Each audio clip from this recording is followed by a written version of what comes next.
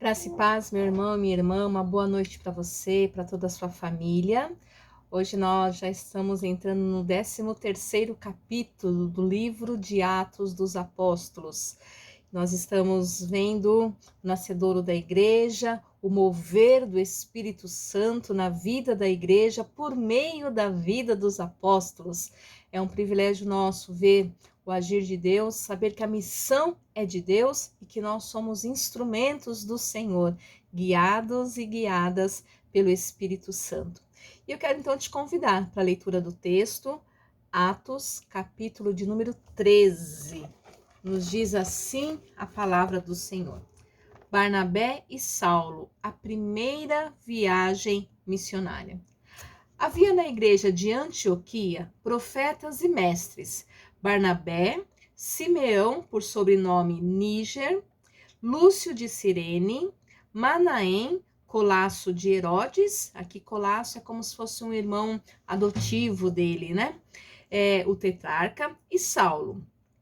E servindo eles ao Senhor e jejuando, disse o Espírito Santo: Separai-me agora, Barnabé e Saulo, para a obra a que os tenho chamado. Então, jejuando e orando e impondo sobre eles as mãos, os despediram. Enviados, pois, pelo Espírito Santo, desceram a Seleucia e dali navegaram para Chipre. Chegados a Salamina, anunciavam a palavra de Deus nas sinagogas judaicas. Tinham também João como auxiliar. Havendo atravessado toda a ilha até Pafos, encontraram a certo judeu mágico, falso profeta, de nome Bar-Jesus, o qual estava com o procônsul Sérgio Paulo, que era homem inteligente. Este, tendo chamado Barnabé e Saulo, diligenciava para ouvir a palavra de Deus, mas opunha-se-lhes Elimas, o mágico, porque assim se interpreta o seu nome, procurando afastar da fé o procônsul. Todavia, Saulo, também chamado Paulo, cheio do Espírito Santo, fixando nele os olhos, disse: Ó filho do diabo, cheio de todo engano e de toda malícia, inimigo de toda justiça, não cessarás de perverter os retos caminhos do Senhor? Pois agora, eis aí, está diante de ti a mão do Senhor, e ficarás cego, não vendo o sol por algum tempo. No mesmo instante caiu sobre ele névoa e escuridade, e andando à roda, procurava quem o guiasse pela mão. Então o procônsul, vendo o que sucedera, creu, maravilhado com a doutrina do Senhor. Amém. Até o versículo de número 12. Nós vamos ter uma palavra de oração. Senhor Deus de amor, graças te damos por este tempo precioso de comunhão na tua presença. Pai, eu quero te louvar pela vida de cada irmão e irmã que está ouvindo da tua palavra nesta hora, clamando a tua bênção, a tua unção, a tua graça, o teu poder, a tua misericórdia sobre cada vida, sobre cada lar, sobre cada coração. Ó Pai, em tempos difíceis pelos quais nós estamos passando, nós cremos, ó Pai, que conhecer, estudar e aprofundar no conhecimento do Senhor fortalece a nossa fé. A fé vem por ouvir e ouvir a tua palavra. Por isso, Pai, fala conosco, alimenta-nos, fortalece-nos a fé, caminha conosco, ensina-nos e nos dá a graça, Senhor, e a ousadia para que possamos ser não somente ouvintes, mas sermos praticantes da tua palavra. É a nossa oração e a nossa gratidão no nome poderoso de Jesus. Amém. Amém. Meu irmão e minha irmã, nós precisamos aqui entender a viagem missionária de Paulo e nos localizarmos um pouco geograficamente sobre a região onde ele estava viajando e fazendo o seu trabalho missionário. Então a gente vai entender assim, que eles partiram de Antioquia. Onde que ficava Antioquia? Então a gente vai pensar assim, ali na região da Palestina, que era uma faixa, né, a faixa da Palestina, assim, onde onde foram distribuídas as tribos de Israel. Então a gente vai ter ali localizada nessa região. Vou falar de baixo para cima para a gente ter ideia de como tá. A Judéia, Samaria, Galileia, e aqui em cima a gente teria a Antioquia, uma das Antioquias. Tem outras Antioquias para a gente não confundir. Paulo e Barnabé, então, eles vão descer, atravessar o mar e vão chegar até a ilha de Chipre. Então aqui você tem um mapa onde mostra para nós aqui a região, né? A Galileia, Samaria, Judéia. Aqui em cima é a Antioquia, de onde Paulo está saindo, descendo para a ilha de Chipre. E lá do outro lado você vai ver que tem uma outra Antioquia. Então dá para a gente ter um pouco de ideia que Paulo, então, ele sai de uma Antioquia, ele vai descer, ele vai atravessar e vai lá para o outro lado, na ilha de Chipre, né? Então a gente vai entender assim.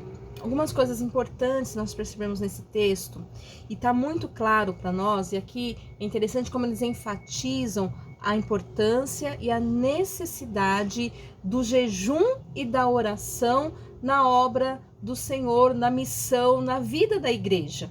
Então a igreja, ela precisa caminhar sob a orientação do Espírito Santo, e para isso ela necessita de uma vida de oração, de uma vida de jejum. Nós estamos aí nessa campanha, né, nesse propósito, 40 dias de oração e jejum, onde a gente tem aprendido aí a importância, o valor da oração, temos visto o agir de Deus, pessoas sendo curadas, sendo tratadas, saradas, milagres acontecendo, a igreja se unindo por conta da unidade na oração e no jejum. Então nós vamos ver assim. Quando eles estavam lá no meio da liderança, na igreja, orando, lá em Antioquia, servindo eles ao Senhor, eles estavam orando e jejuando. Enquanto eles estavam orando e jejuando, lá no versículo 2, eles vão receber então uma ordem direta do Espírito Santo. Então nós aprendemos o quê? Enquanto a igreja ora, enquanto a igreja jejua, o Espírito Santo direciona a missão da vida da igreja. Não só a igreja, né, como um todo, mas as nossas vidas pessoais, particulares, o Espírito Santo nos direciona. Então é o jejum e a oração, né, traz aí a direção do Espírito Santo sobre as nossas vidas. E é interessante que a ordem que o Espírito Santo dá é uma ordem muito categórica, né? E uma ordem muito direta, e é uma ordem que diz assim: separai-me agora. A gente percebe que a missão do Senhor, ela é urgente. Às vezes a gente tem algo para fazer na nossa vida, nós temos um chamado de Deus tem um propósito para a nossa vida, e às vezes a gente demora para aceitar esse desafio, a gente demora para fazer aquilo que Deus já mandou a gente fazer, às vezes a gente esquece, deixa para lá. Só que nós precisamos estar atentos e atentas, porque a obra missionária, ela é urgente, é para agora, não é para depois, não é para amanhã, não é para o ano que vem, é para agora. E nós estamos aprendendo neste tempo de pandemia a como continuar com a missão, mesmo sem poder estar presentes fisicamente. Tem sido um novo desafio, mas nós não estamos perdendo a dimensão de que a obra missionária, ela é para já, ela é para agora. E o Espírito Santo fala claramente: separai-me agora, Barnabé e Saulo. E aqui a gente vê outra coisa interessante. O Espírito Santo, ele fala quem é a pessoa que deve ir.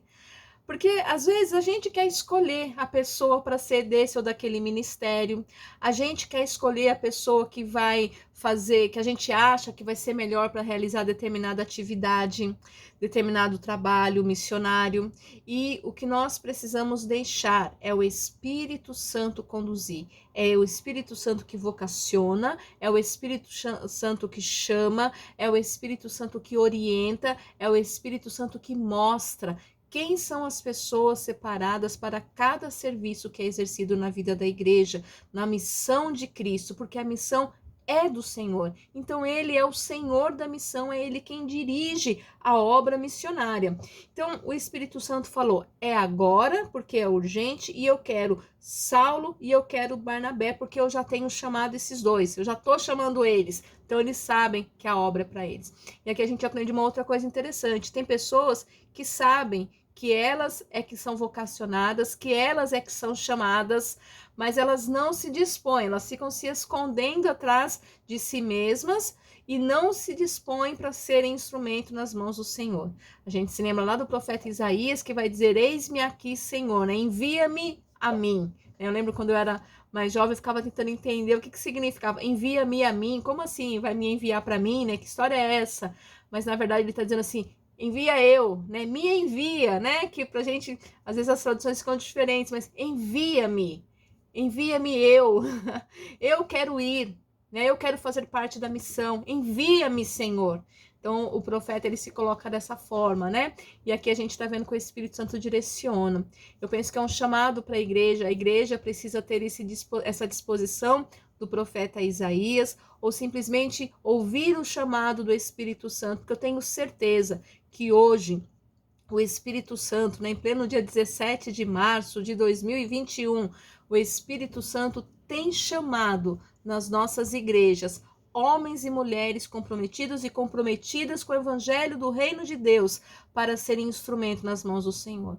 Mas eu também sei que há muitas pessoas que estão fechando os ouvidos, tapando os ouvidos para a voz do Espírito, não estão atendendo a esse chamado, né? Então, vamos lá lembrar de Saulo, né? Dura coisa é você ficar indo contra aquilo que Deus está te chamando. Então, aceite logo o desafio. Se Deus te chamou, se Deus tem te chamado, tem te vocacionado, certamente Ele te dará graça. Então, meu irmão e minha irmã, o Senhor está te chamando, ouça a voz do Espírito, né? Aí nós vamos para uma terceira situação muito interessante no versículo 3, que ele diz assim: então jejuando e orando. Eu falei, poxa vida, mas eles já estavam jejuando e orando ali em cima, né? Lá no versículo 2 fala que eles estavam orando e servindo ao Senhor e jejuando. É interessante que enquanto eles estavam fazendo a obra, eles também estavam jejuando. Então, uma coisa não está separada da outra, né? Jejuar e orar e também trabalhar. Então, eles estavam trabalhando e jejuando. E Deus, aí o Espírito Santo veio e falou: separe esses dois para mim.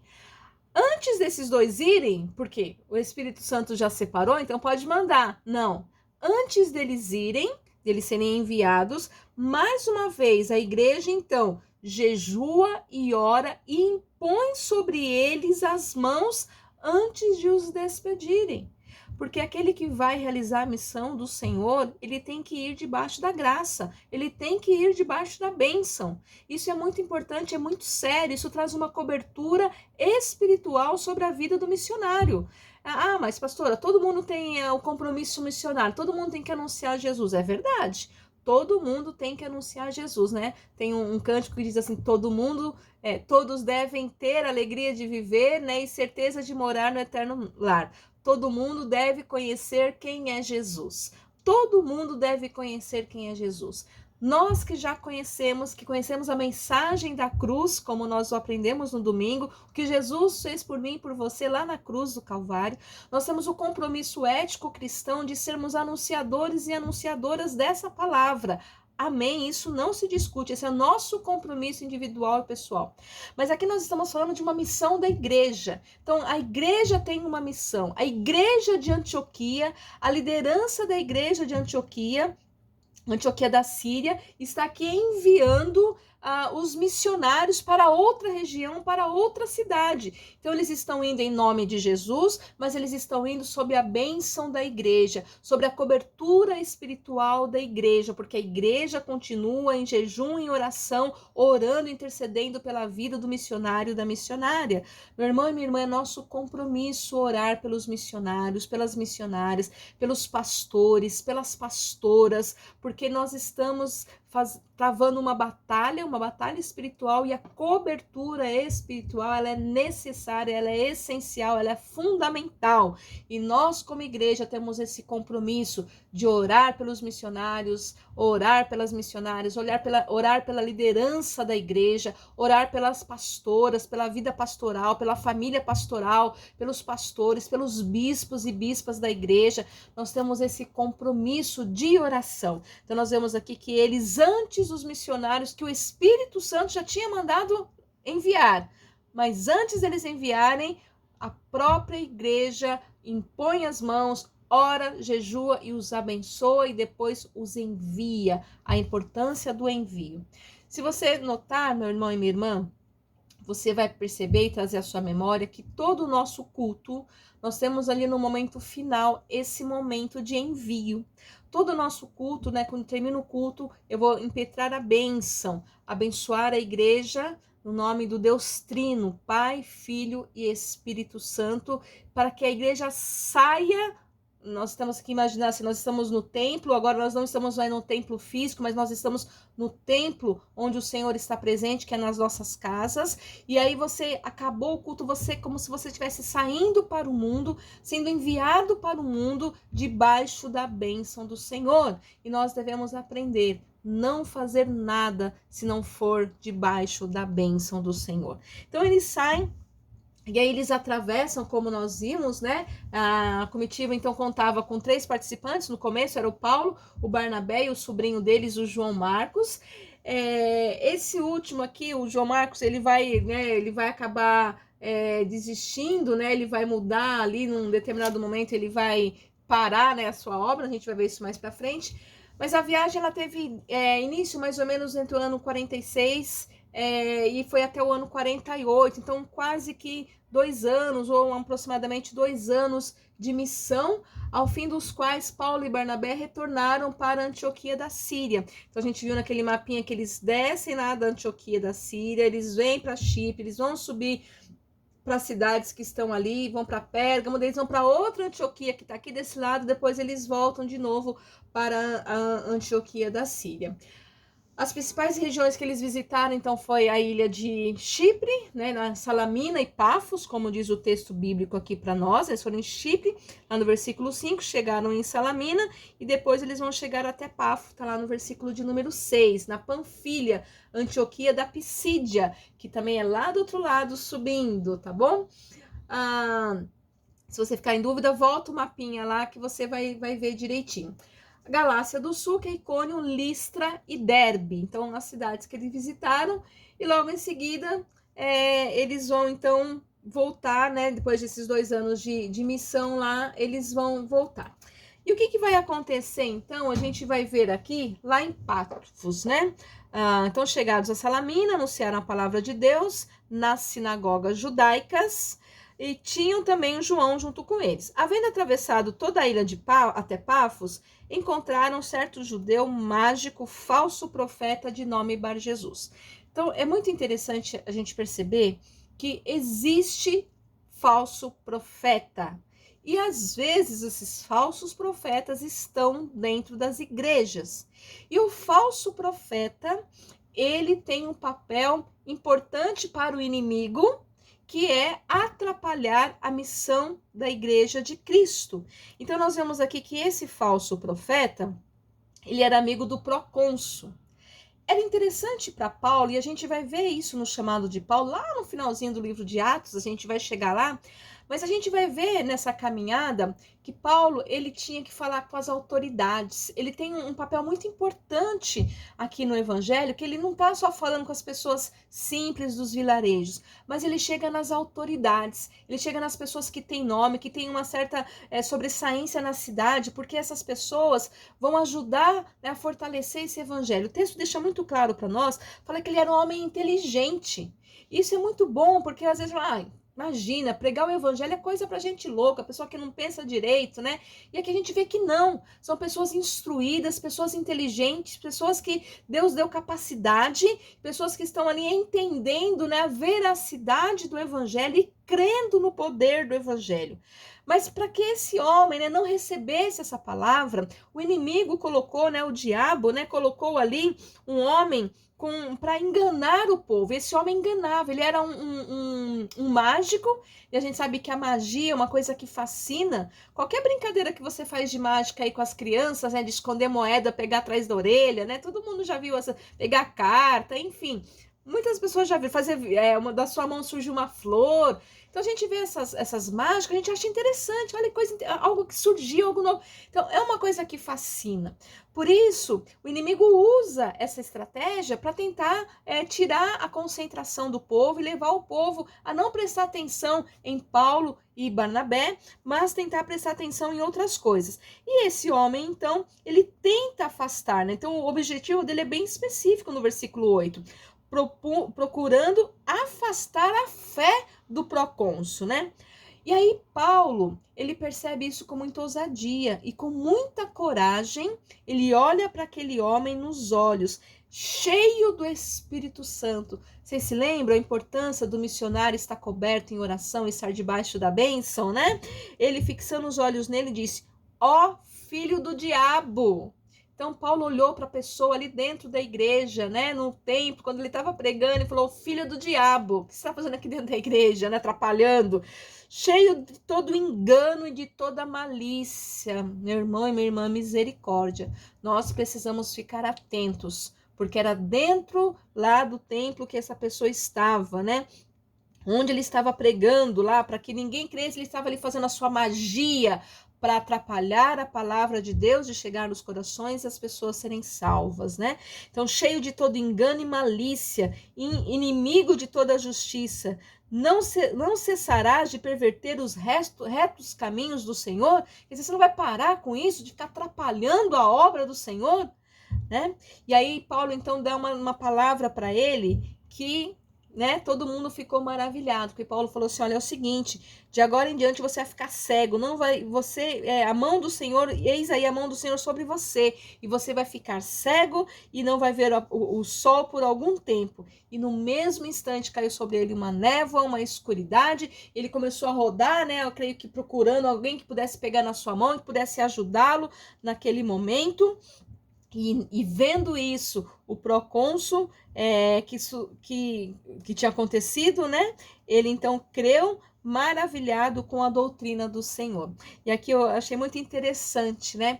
Que quando esse homem, que era um mágico, ficou cego, então o procônsul viu. Eu achei muito interessante isso, né? Quando esse cara ficou cego por conta, né, da mão de Deus que pesou sobre ele. Então veja, né, não se brinca com Deus, né? De Deus não se zomba, já nos diz a palavra. E aquele homem estava ali atrapalhando e zombando, né, de Deus. Então aí a Paulo vai falar para ele, virá o Senhor sobre você e você vai ficar cego. E quando ele fica cego, então é interessante que o texto fala assim, então o procônsul viu o poder de Deus. Às vezes algumas coisas precisam acontecer para que a gente possa ver o poder de Deus. Por isso, meu irmão e minha irmã, nós precisamos estar sempre atentos e muito sensíveis àquilo que realmente é de Deus e àquilo que não é de Deus. Há muitas pessoas por aí, há muitas igrejas por aí enganando o povo. Há muitos profetas por aí que enganam o povo com mentiras e, como diz o texto aqui, com malícia, com engano, e pervertendo os retos caminhos do Senhor. Portanto, nós precisamos vigiar e nós precisamos clamar sempre que o Espírito Santo esteja com poder sobre as nossas vidas, para que a gente tenha sabedoria, discernimento e entendimento para saber o que é do Senhor e o que não é do Senhor. E aí, nós vamos parar por aqui e a semana que vem a gente continua no versículo de número 13, a continuação da viagem. Mas nós aprendemos a importância da igreja orar e jejuar para saber qual é o propósito de Deus, qual é o trabalho de Deus, qual é o ministério que a gente tem que organizar, qual é a obra missionária que o Senhor tem preparado para a nossa igreja e para a nossa vida. Nós precisamos orar e jejuar nesse sentido. Segunda coisa, nós precisamos orar e jejuar cobrindo os missionários e missionárias, a equipe pastoral, a liderança da igreja, para que a gente possa fazer o trabalho de acordo com a vontade de Deus. Terceira coisa, nós precisamos estar atentos para os enganadores e enganadoras. Infelizmente, nas igrejas hoje há muitos falsos profetas e nós precisamos estar atentos e atentas para saber quando os filhos do diabo estão se movendo, querendo atrapalhar a missão do Senhor. A missão é do Senhor.